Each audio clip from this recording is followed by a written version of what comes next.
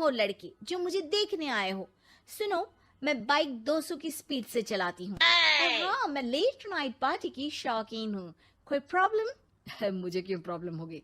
Night party तुम करती हो, 200 की स्पीड से तुम बाइक चलाती हो, तो प्रॉब्लम में तो तुम फंसोगी ना। गुड, लड़का ओके है पापा, फाइनल कर दो।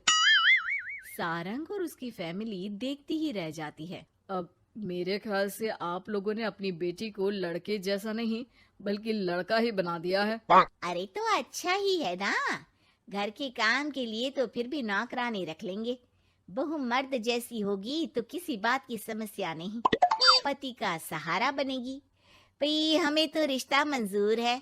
और ऐसे हो जाती है डॉली की शादी सारंग से। लेकिन शादी के बाद मर्दानी डॉली के शौक लाजवाब होते हैं। अरे बहू, ये घर का सोफा सेट और गमले फूलदान सब कहाँ गया? माँ जी, वो सारे तो मैंने OLX में बेच दिए। यहाँ मैं अपना जिम लगाऊंगी। और हाँ माँ जी, जरा खाने में ना प्रोटीन की मात्रा ज्यादा रखना। शादी के माहौल में डाइट एकदम खराब हो रखी है। अरे डॉली, घर को घर की तरह रहने दो। जिम का शौक है तो बाहर जाओ ना, घर को क्यों बर्बाद कर रही हो? बर्बाद? अरे कोरोना में हाल बुरा है, बाहर जाऊं घर ले आऊं वायरस।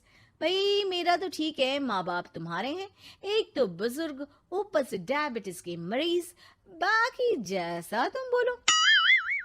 अरे नहीं नहीं, ठीक है बेटा, सामान की बर्बादी ही बहुत है, जान की बर्बादी नहीं कर सकते।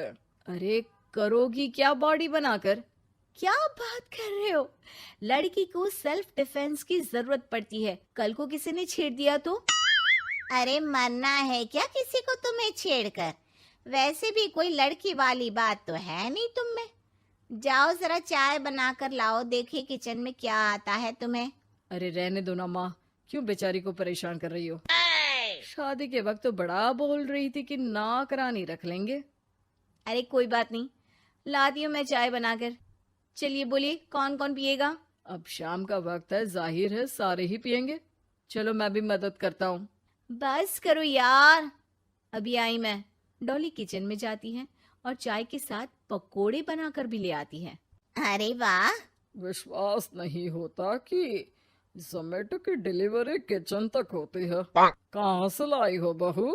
एक तो वो बनाकर लाई है, फिर मजाक। वैसे डॉली, ये पकोड़े बनाने आते हैं तुम्हें? ये तो पता नहीं था मुझे। सिर्फ बनाने ही नहीं, सबसे अच्छे पकोड़े। भाई ऐसे पकोड़े तो मैंने अब तक ना खाए थे। वो खाना बनाने का शौक है मुझे। क्या बात कर रही हो? कब सीखा? वो जब मेरी जॉब बैंगलोर में लगी थी ना, तो मैं अकेली रह रही थी, तभी सीख लिया। वैसे शाम को किस देश का खाना खाना है बता देना, मैं वक्त से बना दूंगी। डॉली बाहर निकलती है और बाइक चलाकर तेजी से निकल जाती है कि तभी पड़ोसन आ जाती है। अरे सारंग की माँ, क्या बहू लाई हो, न शर्माना न घूंघट। अरे बाइक पर तो ऐसे जाती है जैसे धूम फिल्म का हीरो हो। अरे आंटी आइए ना, कैसी हैं आप? अरे कमला बहन, वही मैं सोचूं, घर में नई बहू आई और तू तीली लगाने नहीं आई। तीली? अरे तीली कैसे सारंग की माँ? अरे बहू तो घर पर अच्छी लगती है, वो भी घूंघट में। सास बैठी रहे और वो खाना खिलाए। अरे बहन जी, वैसे आपकी बहू के बारे में भी बहुत चर्चा है। सुना है घूंघट के अंदर से ही गालियां निकालती है। अरे ऐसा घूंघट भी किस काम का? और नहीं तो क्या, बहू आंखों की शर्म लेकर आए तो अच्छा लगता है। आंटी, हमें डॉली जैसी है वैसी ही पसंद है। आपको पता है, कल ही उसे कंपनी में बेस्ट एम्प्लॉय का अवार्ड भी मिला है। मतलब काम भी करती है क्या वो? नौकरी करवा रहे हो? ऐसी भी क्या पैसों की कमी भाई? पढ़ी लिखी लड़की काम करना चाहती है तो क्यों ना करे, हम लोगों को क्यों ऐतराज होने लगा? माता पिता पढ़ाते लिखाते हैं नौकरी करने के लिए ना कि घर के बर्तन झाड़ू के लिए कि मैं उसे घर बिठा लूं। पड़ोसन समझ जाती है कि यहाँ उसकी दाल नहीं गलेगी, शाम को डॉली घर आती है तो उसके साथ एक लड़की होती है। अरे डॉली, कौन है ये बेटा और इसे इतनी चोट क्यों लगी है? मेरी ऑफिस में है माँ, 2 दिनों से ऑफिस नहीं आ रही थी तो मैं ही इसके घर चली गई लौटते लौटते। लेकिन हाँ हाँ, लेकिन क्या बेटा? आंटी जी, मेरी शादी के बाद से ही सास ने मुझे मारना पीटना शुरू कर दिया था। हाँ तो घर छोड़ देती, मायके चली जाती। अरे पति से शिकायत करती, सास को समझाती। मार खाकर रोना तो सल्यूशन नहीं है ना।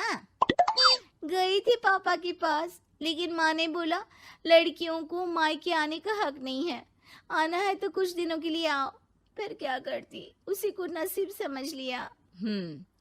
यही तो माँ बाप गलती करते हैं, लड़कियों को ऐसे पालते हैं जैसे राजकुमारी।